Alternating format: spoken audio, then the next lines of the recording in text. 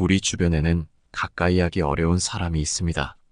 이런 사람들은 딱히 힘을 과사하지도 않고 남들에게 막 대하는 것도 아닌데 이들에게는 왠지 모를 벽이 느껴집니다. 이들은 착한 사람인 것 같은데 보이지 않는 벽이 느껴지고 예의가 있지만 함부로 다가가기가 힘듭니다. 이들의 행동을 살펴보면 자기 사람들에게는 벽이 없지만 선을 넘고 호의를 이용하는 사람들에게는 넘어오지 못하는 벽을 느끼게 합니다. 오늘은 인간관계에서 힘이 느껴지는 사람, 가까이 하기 어려운 사람들의 특징에 대해 알아보려고 합니다. 인간관계에서 반드시 도움이 될 지혜를 잘 들어봐 주시기 바랍니다. 첫 번째, 천천히 낮은 목소리로 말한다. 우리 주변엔 피하고 싶으나 피할 수 없는 사람들이 있다. 이들로부터 자신을 보호하고 거리를 유지하기 위해선 여유 있는 태도를 보여야 한다. 이러한 준비된 자세는 마치 보이지 않는 벽을 세우는 것과 같다. 사람들은 목소리를 듣고 상대방의 성격이나 상태를 판단하는 경향이 있으며 목소리는 사람의 전체 인상에 큰 영향을 미친다. 실제로 목소리가 인상의 상당 부분을 차지한다고 한다. 그렇다면 어떤 목소리가 사람들에게 여유로움과 동시에 접근하기 어려운 느낌을 줄 수 있을까? 목소리는 강력한 도구다. 이를 통해 자신의 의도와 감정, 그리고 자신을 상대방에게 어떻게 보이게 할 것인지 결정할 수 있다. 일반적으로 빠르게 말하는 것은 긴장과 불안을 나타내는 행동이다. 빠르게 말하면 상대방은 여러분을 쉽게 흔들리는 불안정한 사람으로 인식할 수 있다. 반면 천천히 말하면 여유와 자신감이 느껴진다. 과학적 연구에 따르면 낮은 목소리는 권력, 자신감, 그리고 성숙함을 상징한다. 믿음직하고 강인한 인상을 준다. 그래서 많은 정치인이나 CEO들은 낮은 목소리를 통해 자신의 위상을 드러낸다. 천천히 그리고 낮은 목소리로 말하면 자연스럽게 여유로운 태도가 따라온다. 이러한 여유로운 태도는 쉽게 굴복하지 않는 사람으로 인식하게 하여 마치 보이지 않는 방패와 같은 역할을 한다. 비록 의도하지 않았다 해도 천천히 말하는 습관은 비밀스러움을 자아내며 사람들이 상대방 말 뒤에 숨겨진 의미나 감정을 알고 싶어 하게 만든다. 그러나 동시에 그 비밀을 풀어보려는 노력은 상대방에게 벽을 느끼게 만드는 효과를 가져온다. 이처럼 목소리의 힘을 이해하고 적절히 활용함으로써 우리는 상대방과의 관계에서 우위를 점할 수 있으며 자신의 의견과 생각을 효과적으로 전달할 수 있다. 목소리를 통해 자신의 인격과 태도를 표현하고 상대방에게 긍정적인 인상을 남길 수 있는 것이다. 구체적인 방법은 두 가지가 있는데 첫 번째는 의도적인 속도 조절이다. 천천히 말하는 것은 의도적인 노력을 필요로 한다. 마치 고요한 물속을 유유히 헤엄치는 물고기처럼 우리는 말의 속도를 조절해야 한다. 낮은 목소리를 내기 위해선 깊게 숨을 들이쉬고 그 숨을 천천히 내뱉으며 발성 연습을 해야 한다.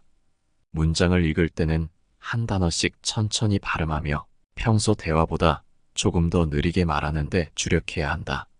이 과정에서 자신의 목소리를 녹음하여 들어보는 것이 도움이 될 수 있다. 이러한 연습을 통해 우리는 말하는 속도를 조절하는 기술을 향상시킬 수 있다. 천천히 말하는 것은 단순히 속도를 늦추는 것 이상의 의미를 지닌다. 두 번째는 말에 감정을 담지 않는다는 것이다. 남들에게 어려운 사람이 되기 위해서는 말할 때 감정을 담지 않는 것이 좋다. 천천히 낮은 목소리로 말함으로써 감정을 표현하기보다는 숨기는 것이 바람직하다. 감정을 중립적으로 혹은 차분하게 표현하면 상대방에게 벽을 느끼게 할 수 있으며 이는 상대방이 나의 내면을 추측하기 어렵게 만들어 가까이 하기 어렵게 한다. 이러한 방식으로 말하는 것은 상대방과의 거리를 유지하고 자신의 감정을 보호하는 방법이 될 수 있다. 감정을 너무 쉽게 드러내지 않음으로써 우리는 더 신중하고 균형 잡힌 대화를 이끌어낼 수 있다. 이는 상대방으로 하여금 우리의 말에 더 집중하게 만들며 대화의 질을 높일 수 있는 방법이다. 감정을 담지 않고 말하는 것은 의사소통에서 중요한 역할을 할 수 있음을 명심하라. 두 번째, 대답을 너무 빨리 하지 마라. 대답의 속도를 조절하는 것은 대화의 주도권을 갖게 해주는 정말 중요한 요소다. 특히 우리가 거리를 두고자 하거나 불편함을 느끼는 사람과의 대화에서는 대답을 서두르지 않는 것이 상대방에게 우리가 그들의 말에 쉽게 휘둘리지 않는다는 인상을 줄 수 있다. 이는 상대방으로 하여금 우리가 그들의 요구나 말에 대해 신중하게 생각하고 있다는 느낌을 줄 수 있으며, 이는 대화에서 우리의 위치를 더욱 강화할 수 있다. 상대방의 말이 끝난 후 잠시 기다렸다가 대답하는 것은 상대방에게 우리가 그들의 말을 진지하게 고려하고 있다는 것을 보여줄 수 있다. 이러한 지연은 상대방으로 하여금 그들의 말에 동의하지 않거나 중요하게 생각하지 않는다는 불안한 생각을 할 수 있게 하지만, 동시에 우리가 상황에 대한 통제력을 가지고 있다는 인상을 줄 수 있다. 그러나 모든 상황에 같은 방법을 적용하는 것은 바람직하지 않다. 상대방의 성격이나 상황에 따라 적절한 대응 방법을 찾는 것이 중요하다. 때로는 몇 초의 뜸 들이기만으로도 대화의 질을 높이는 데 도움이 될 수 있다.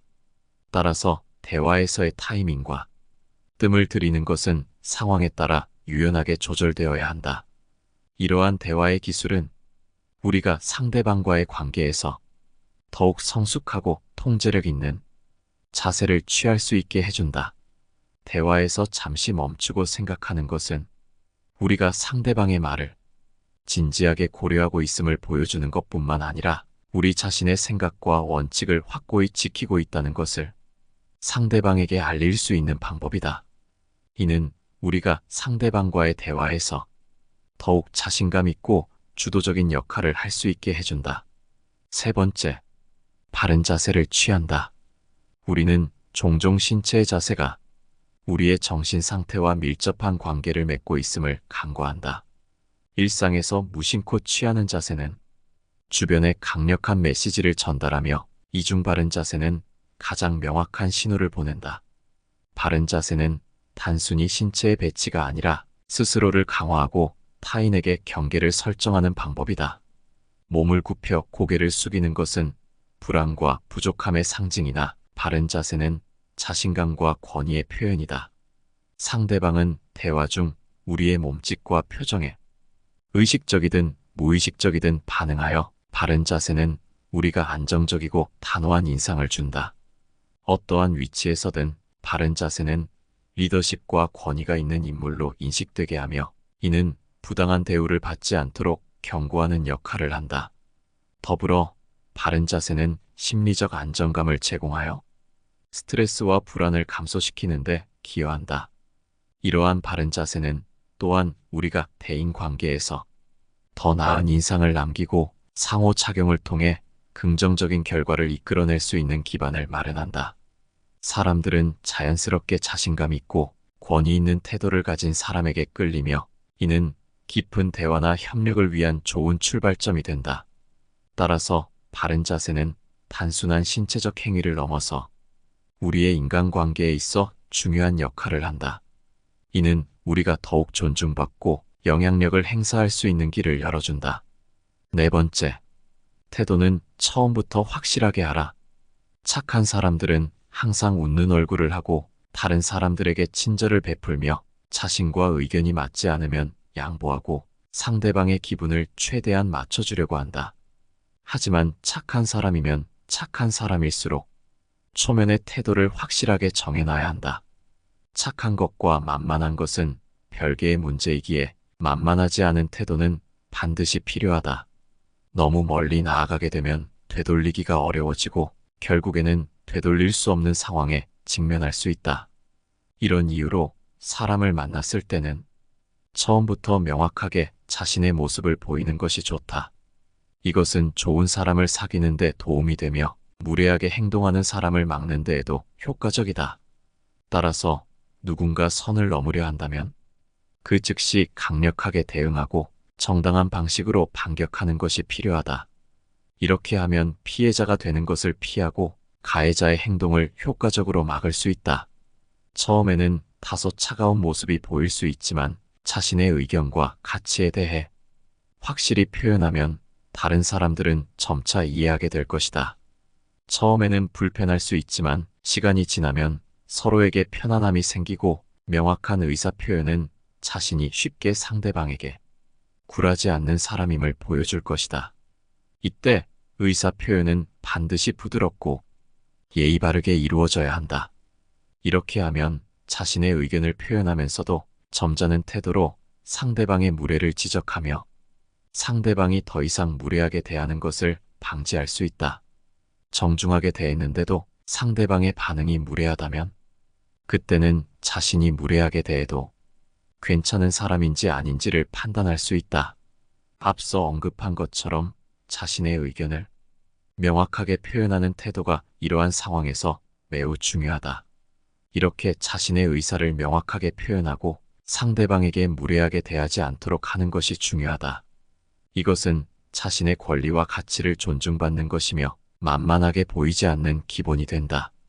다른 사람에게 어려운 사람이 될 수 있지만 장기적으로는 더 좋은 인간관계를 위한 밑거름이 된다. 5번째, 거절해야 할 때는 거절하는 사람이 되라. 우리는 살아가면서 그때 거절해야 할 상황에 대해 후회하는 경우가 종종 있다. 거절하지 못한 이유를 살펴보면 미안해서라는 이유가 가장 많다. 하지만 거절하지 않으면 나중에는 더 큰 결과를 감당해야 하는 상황에 직면하게 된다.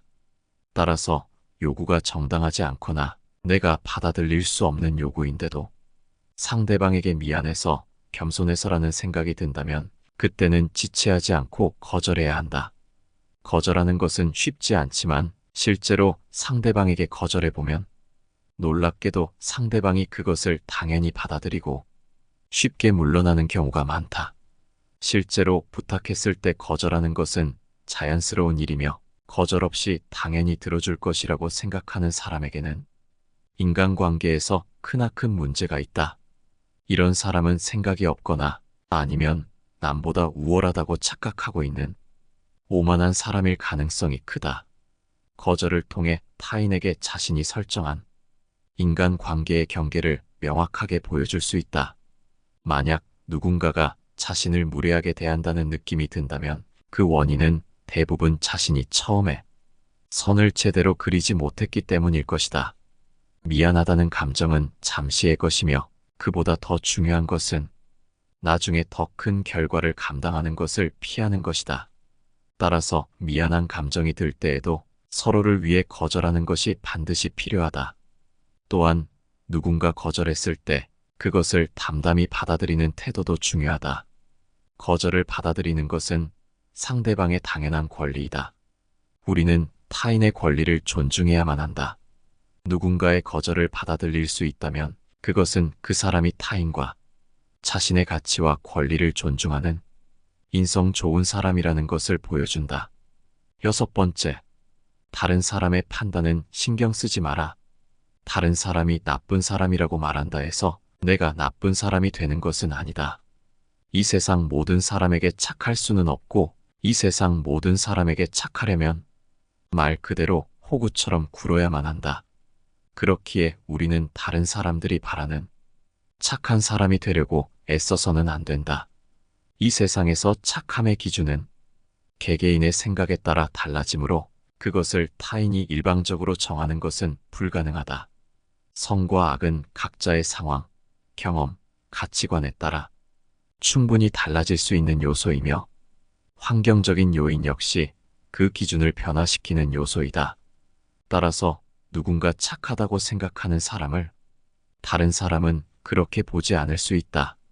그럼에도 불구하고 대부분의 사람들은 자신에게 이익을 가져다 주거나 자신의 의견을 잘 들어주는 사람을 착한 사람이라고 규정한다.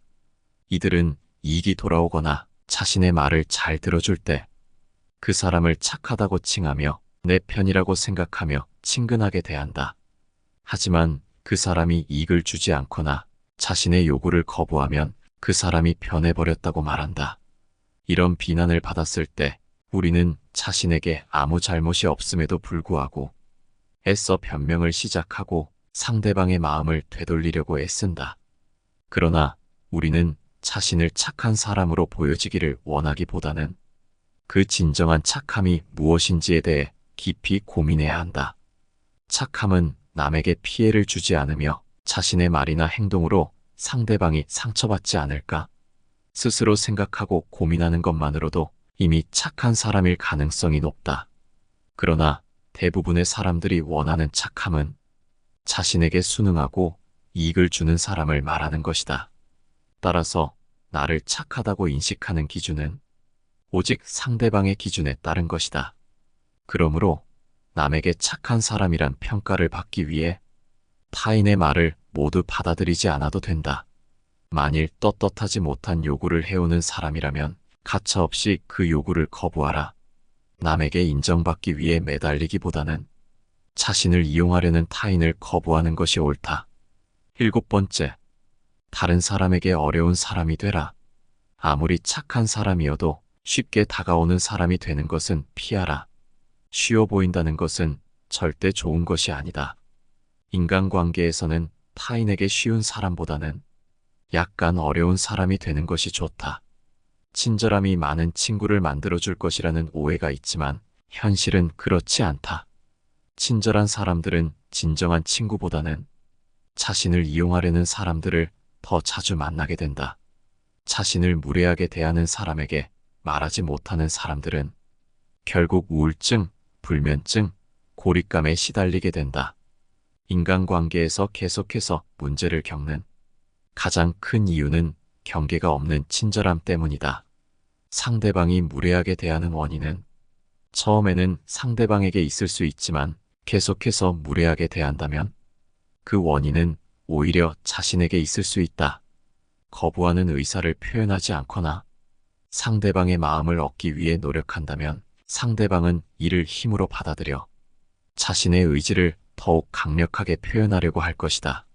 당연히 상대방과의 관계를 유지하고 싶어서 상대방의 행동을 참고 노력하더라도 큰 성과를 얻지 못한다면 태도를 바꾸는 것이 좋다.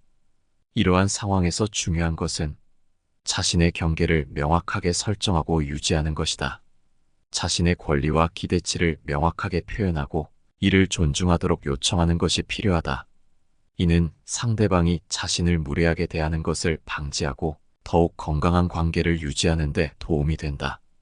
또한 자신의 감정과 생각을 명확하게 표현하는 것이 중요하다. 이는 상대방에게 자신의 기분과 생각을 이해할 기회를 제공하고 자신의 경계를 존중하도록 요청하는 데 도움이 된다. 마지막으로 상대방이 자신의 경계를 존중하지 않는다면 그 관계를 재평가하는 것이 필요하다. 이는 자신이 상대방의 무례한 행동에 영향을 받지 않도록 보호하는 데 도움이 된다. 이렇게 함으로써 자신은 다른 사람에게 약간 어려운 사람이 될 수 있지만 자신의 진짜 가치를 인정받고 더 좋은 인간관계를 유지할 수 있는 방법이다. 가까이 하기 어려운 사람이 되는 법에 대해 알아봤습니다. 인간관계에서 모두에게 쉬운 사람이 되면 결과적으로 손해를 보는 경우가 많습니다.